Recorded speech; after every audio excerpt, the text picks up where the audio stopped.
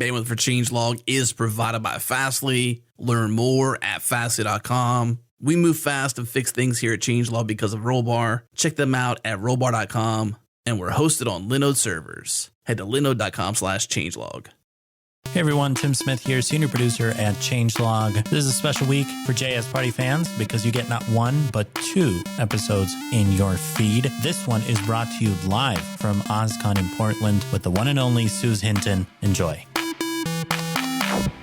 So what do you mean by your variables are all trash? What's that mean? I was just talking to you both about how I'm really bad at coming up with names for projects, which means I'm also really bad at coming up with names for variables. So all my variables are trash. What? Give us some examples. What are the variable names? Like ABC, foobar, baz?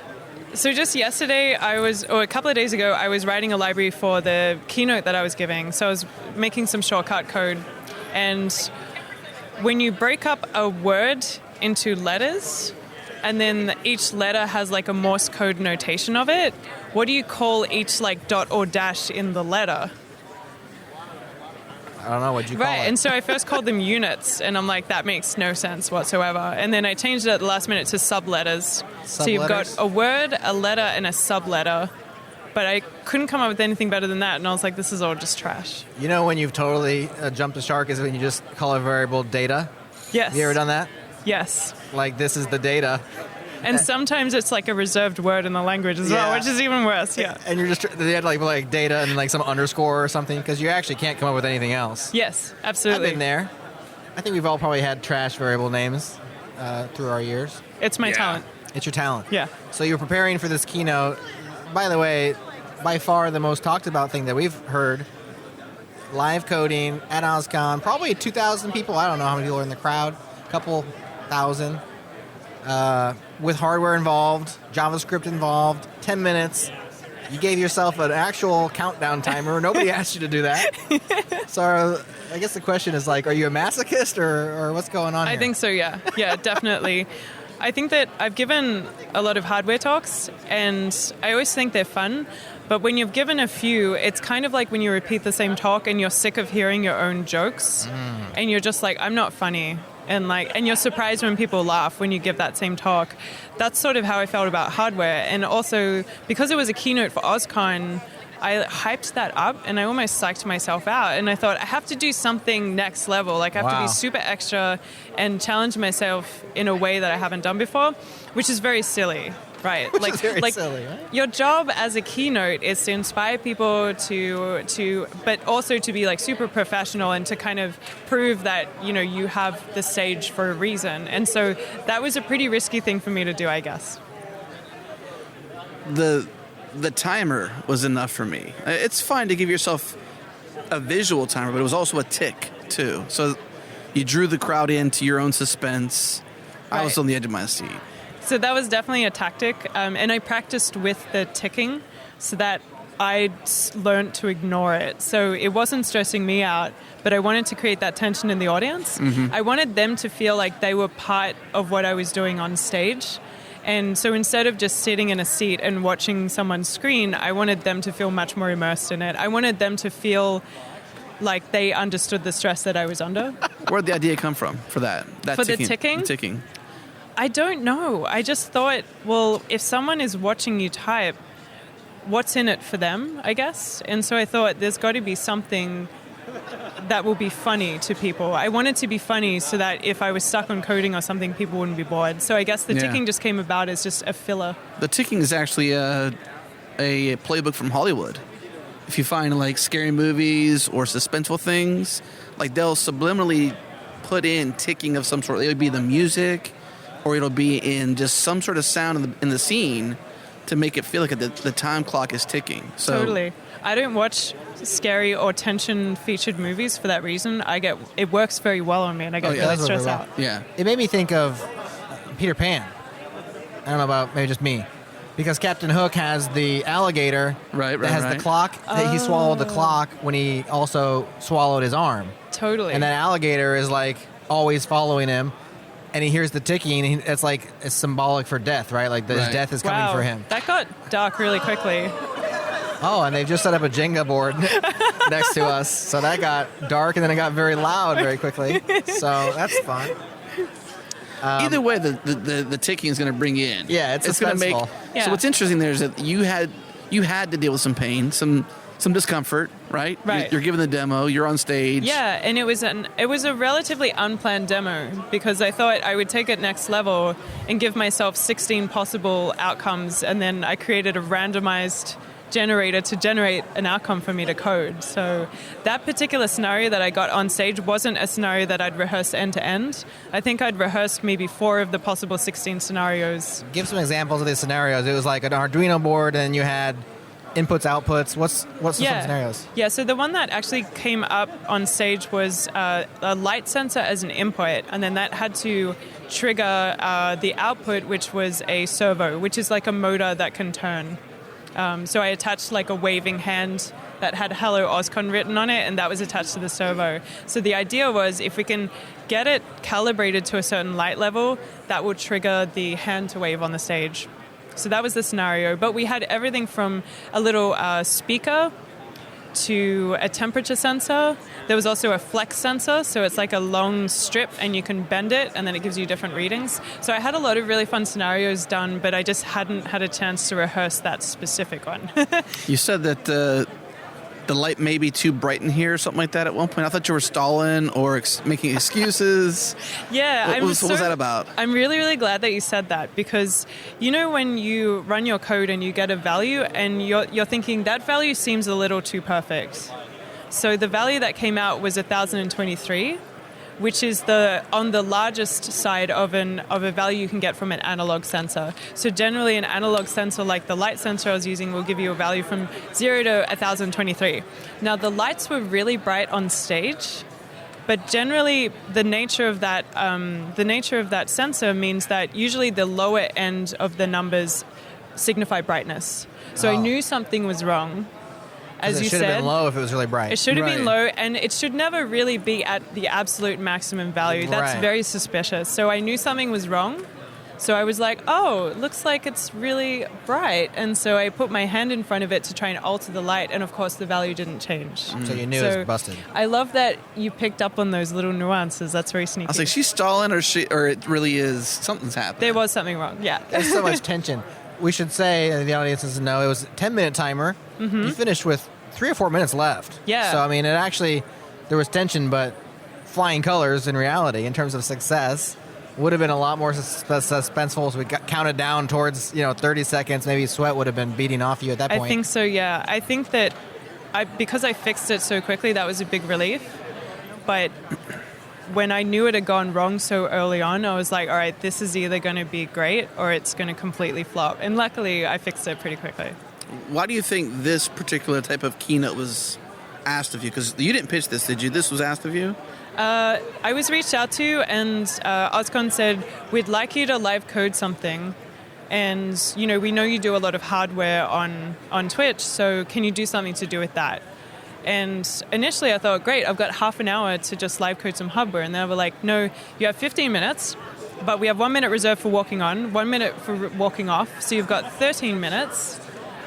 And I thought, what can I live code in 13 minutes? So they obviously didn't really have any ideas because they weren't really sure what I could pull off.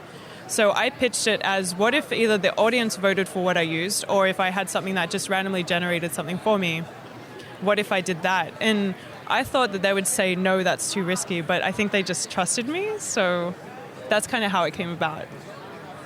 So was it... I guess a fun way to start a conference is live coding, right? But why do you think that in particular? Sure, you're good at it, but why live coding? I think that looking over the history of OSCON, there hasn't been a whole lot of that. And I think that it's not just OSCON, but at a lot of other technical conferences, keynotes tend to be a little bit high level. Yeah, and true. That's really good because you want to inspire people, and the way to kind of reach as many people as possible is to keep it kind of high level, so it's not too specific. I think what they wanted to surprise people this year, and I think that that's a good thing. It just sort of mixes things up, and I didn't expect it to have such a good reaction. And I think that's really, really fun. So I noticed that there were a few other live coding sessions that were done yesterday and today as well. So I'm hoping that that becomes more of a thing next year as well. So a couple times you mentioned that you were like taking it up a level or next level or 2019 OSCON, hypothetically, like what could possibly be next level from here? You're gonna like do it like with fire rings around you or something? Like what could possibly be better?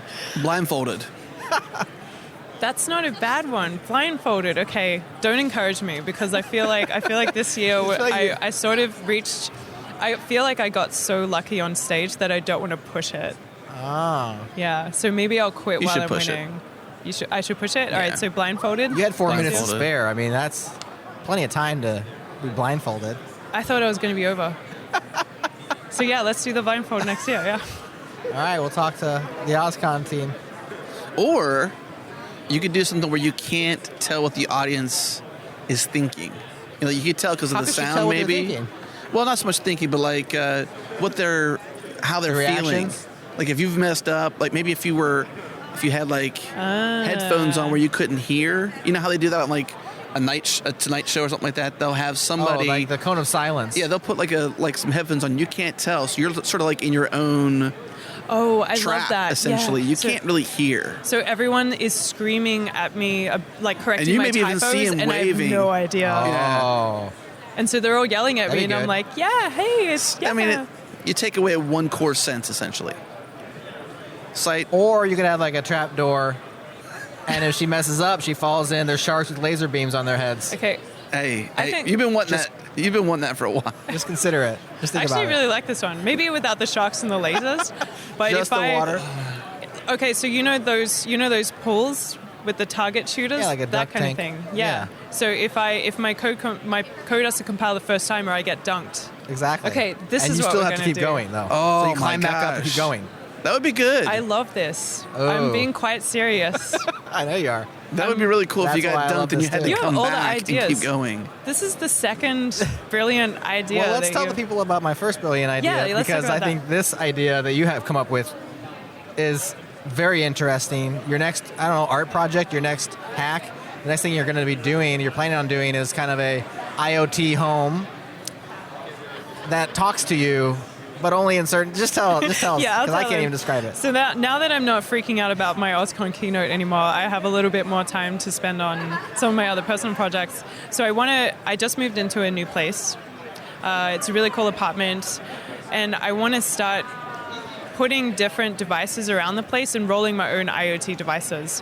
And I'm someone who really likes peace and quiet, and I usually try and set up my house so that it's a nice, quiet environment.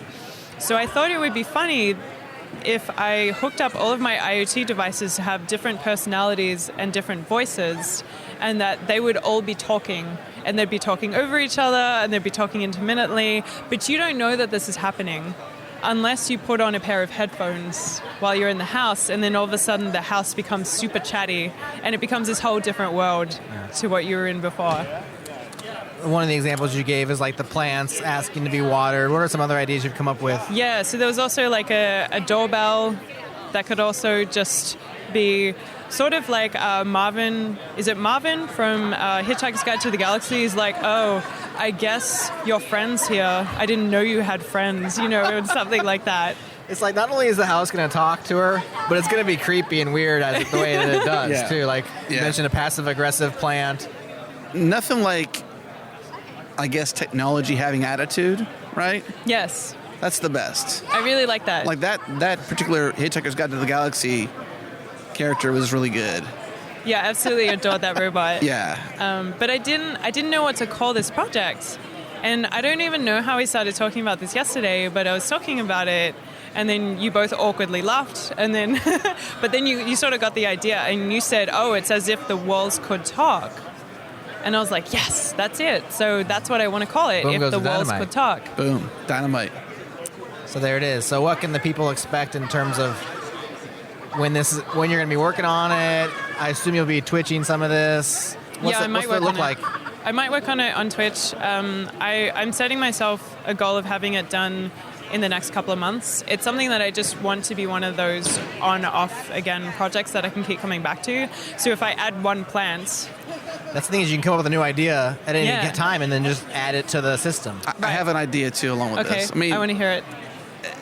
so the headphones, which means you have to be in the house.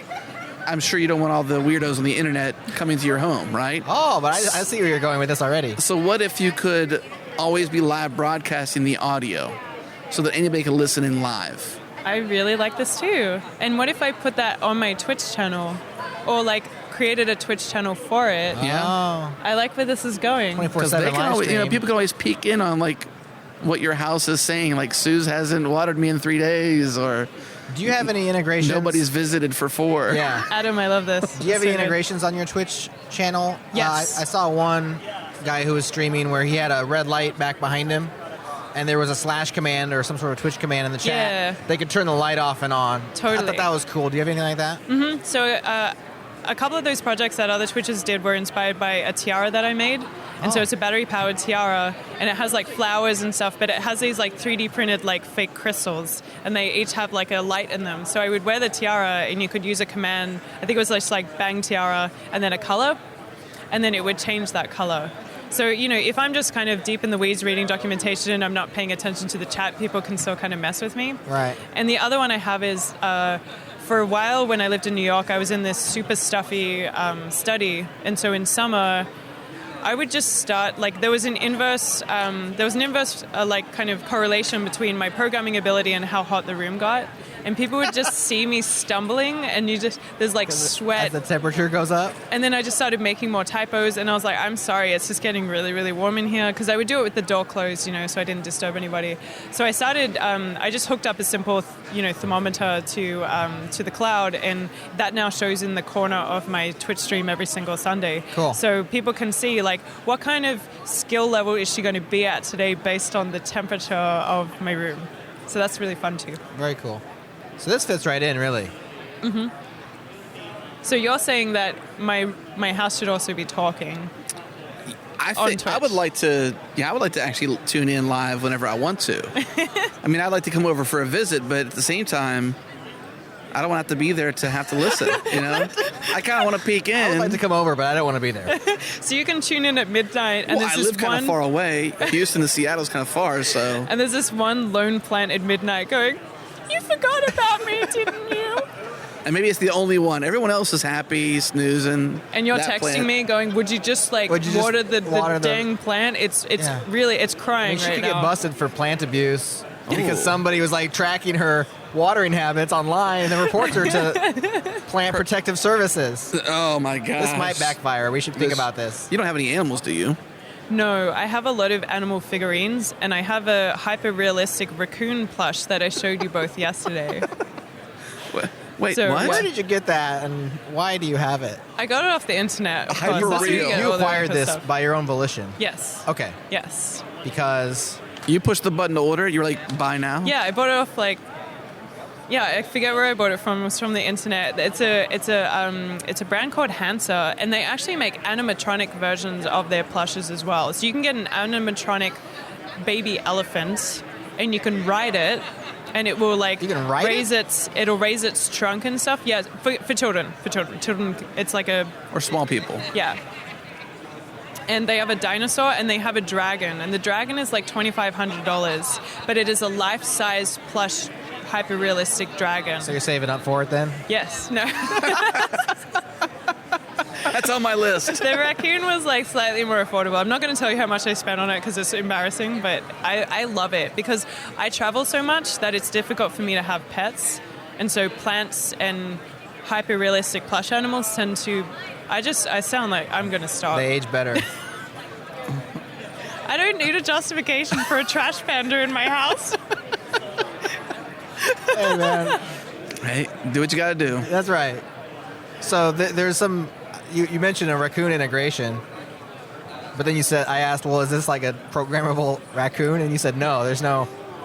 That's right. So what's your plan there? How are you gonna work this into the Whisper House. I think just when my friends come over, it's just always going to be in a different spot. That was Okay. my original plan. So it'll be all manual, though. There's not going to be Yeah, it's all manual. no Johnny Five involved here. It would be cool if I could put it on a little sort of wheeled platform and it just kind of like darts across doorways or something when my friends are here. But I feel like that's just taking it slightly too far. You could mount it to a Roomba.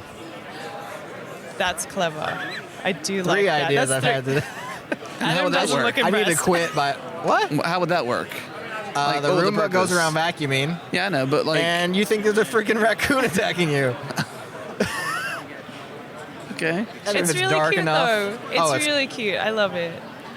Okay, so you think a cute raccoon is attacking you? Yeah. Maybe the raccoon has emotions, and the Roomba activates based on emotion. I'm Yeah. silently dying right now. That's me actually I'm sorry, laughing. yeah, you had to one up me, didn't you? All It could have emotions. Why not, right? right, I think we've been there and done that on this one. It's still an interesting concept, though, to have your It's house super interesting. be alive and you can't hear it. I think that's cool. I think it's cool too. And it satisfies me because I just love things to be silent, but I also want fun. So Yeah. I can choose when to indulge in my passive aggressive house, you know? But it's always there. They're still talking. Yeah, I just can't hear them. it's kind of like when a tree falls in the wilderness, you know? Right. I like the remote idea actually because when I'm traveling, I could listen in on my own house. You could be like, what's going on here? And if one of my plants is just like being really, really antagonistic, I can call one of my friends and be like, can you go and water my snake plant or my ZZ plant or my fiddle leaf fig's being really, really Fiddle like leaf. whiny today? Yeah, Get those that's a plants life some hack water. right there. That's a life hack. What else is going on in your life? What else is going on? You just moved, I just moved. new city, New city. new friends. I'm really lucky because I think because of open source especially, actually, I have friends all over. So what I really enjoy is not necessarily like having to move somewhere, but when you end up in a city and you get to meet an open source contributor to one of your repos. So that's one of my favorite things. So I remember the first time I met somebody who had contributed an improvement to one of my repositories, and I met him in Berlin, and it was like greeting an old friend because we'd have so many conversations online, and I had so much respect for what he was using my library for, and he had so much respect for me writing the library that it was like, again, like greeting an old friend. And we then hung out and we talked about what he'd been up to, and it was great. So for me, moving to a new city means an opportunity to get to know some people I've met, like in a fleeting sense, a Yeah. little bit better. Because I used to come to Seattle a lot before I moved here. So Yeah. Sure. Adam and I collaborated on changelog stuff for probably 2 years before we met. Oh, really? Something like that. It's kind of mean- weird, actually. We we're met like- on the internet. We were met like, because of the it's been a changelog. while. And I met the two of you yesterday for the first time. Yeah. And Oh, I've yeah. done like 5 episodes of JS Party with y'all. So Yeah, Or more. that's really cool. And then I met Tim today. that's right. So, and we just met Tim. I met Tim for the first time this week. What? On Monday. Really? Yep. Really? IRL on Monday. That's person. First so time. cool. That's super cool. The Okay. internet brings us all together. It's actually a party in person. It's a It- JS party in person. JS It party in sure person. is. Sure is. Well, Jenga's over there. It seems like the party's picking up. Maybe we should Close it down. call it a day. Close it down. Suze, always a pleasure. Thanks for letting me be a weirdo on air as usual.